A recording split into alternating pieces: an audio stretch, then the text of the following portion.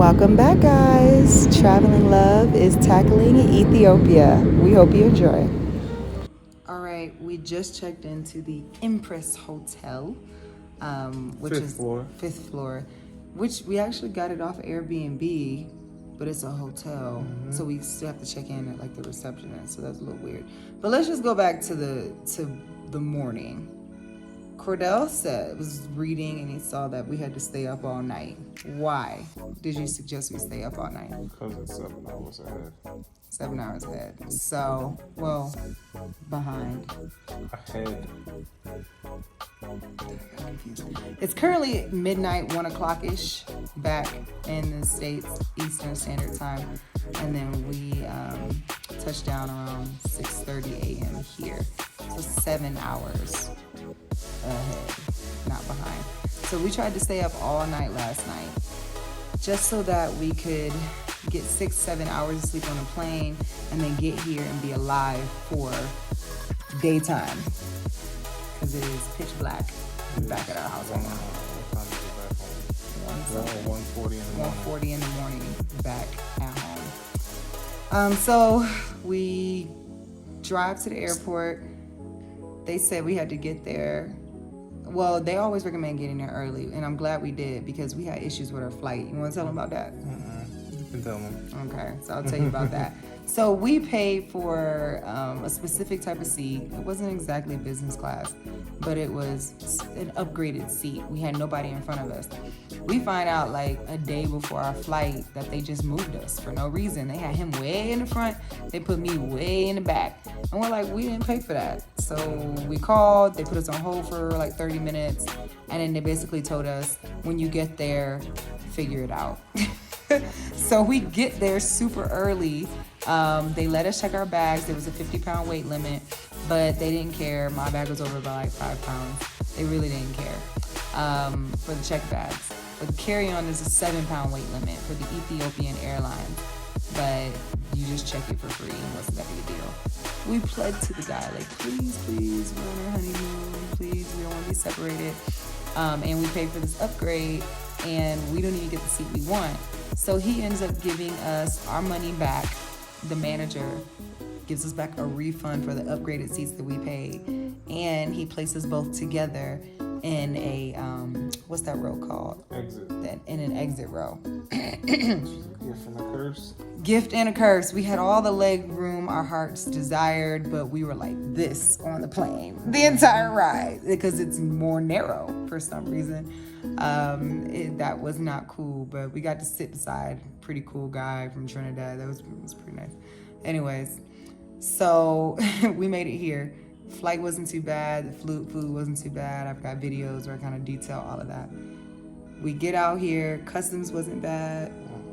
And then it was a little confusing getting out of the airport, though. They had all these exits for different people and transfer exits. And then we tried to get an their ride share that they have out here. It's called, what's it called? Ride. It's just called Ride. Instead of Uber, it's just called Ride. So we tried to go book one of them with the Wi-Fi, and we booked it, but then when we left the building to go meet up with them out in like the common area, we lost Wi-Fi, so we lost service. So we were like, crap, let's just go get a taxi. And then the taxi didn't know where he was going, and they charge you per kilometer, and you spend all this extra money, and then they try to get us to pay to take our bags in. We're like, we didn't even ask for that. So the hustle was real out here, y'all. We had like kids with like sick toddlers on their backs trying to like get money off of us at red lights and stuff. So I don't know. What are your thoughts so far? I'm just tired, man. I want to go to sleep. Yeah, just tired. All right, just a little backtracking here. Here's the flight, Ethiopian Airlines. I think this was an older plane. It definitely wasn't like our Delta flight home, but it was clean, organized. They gave you a little blanket and stuff, but I'm just showing you guys the average seats here. We're in the exit row, so we had a little bit more leg room, but we lost in the shoulder room. But overhead bins were kind of small, so we ended up checking one of our bags, which turned out to be a best practice anyways, because we didn't want to carry it. But it wasn't too bad of a flight. Flight attendants were pretty awesome. Okay. Moving on here, as you can see, they gave us this little kit here with these nice little socks. You know, I always keep socks when I'm on a plane. Toothbrush, a toothpaste, our headphones with those weird plugins. Yeah. Then we got some sanitizer wipes and a very thin blanket. They do collect the blankets before you get off the plane, but I'm pretty sure people took them with them. So sometime in the middle of the night, we pulled this little TV screen out from the side there, and we were able to watch movies all night. We were pretty good, you know, had my blankie. We were good. And then you can't forget the food. This was actually really delicious. Like, it was really hot. The dessert was really good. Chicken, mashed potatoes. That was a weird rice salad thing. I don't know what that was, but breakfast wasn't too bad either. I prefer dinner, but you know, there it is, mushrooms and stuff. A little lunch snack, a little sandwich, and that's pretty much all I have to say about that. It's just a sandwich. One of my regrets on the flight was not buying compression socks. Y'all, my legs were swollen, okay, when I got off that 15-hour flight. So definitely do it. Either way, first time on the road in Addis Ababa. They have a food delivery service. We thought that was so interesting. We didn't order with them because they did not accept like our card payment system, but maybe it's something you guys can explore when you get there as well. Addis Ababa is a booming city. There are people everywhere, tall buildings, nice restaurants. They have a train system, I mean, a huge museum, Friendship Park. You guys will see all that later in our other videos, so make sure you check them out.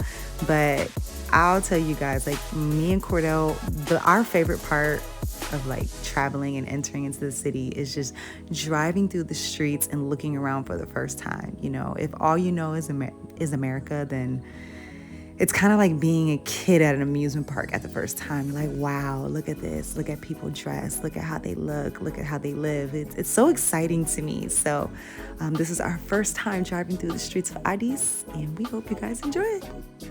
Entering into the Empress Hotel, this big and spacious room, very clean, very affordable, very nice people. We had somebody waiting on us hand and foot, even though there were a lot of people there. They were practically booked.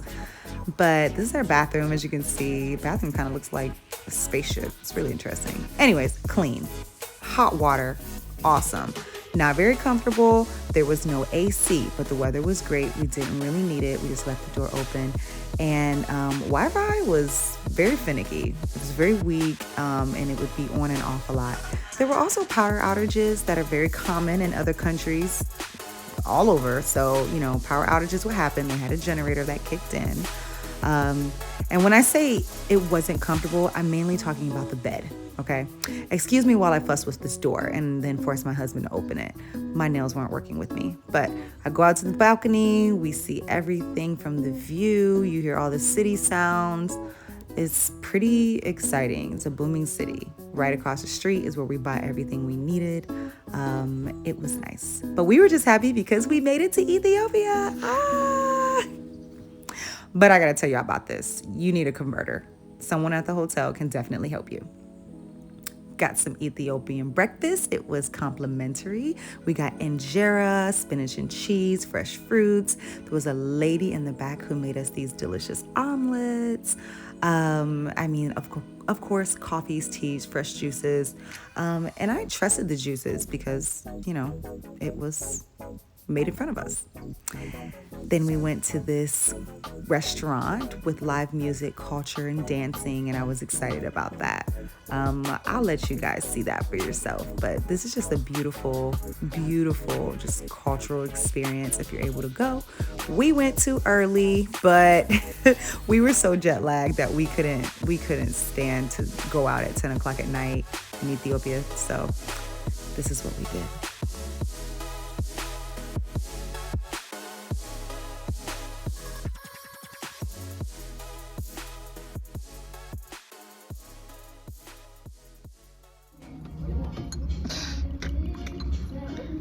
Drinking honey wine. Looks like orange juice, but it's definitely not. It's definitely not orange It's called juice. honey wine.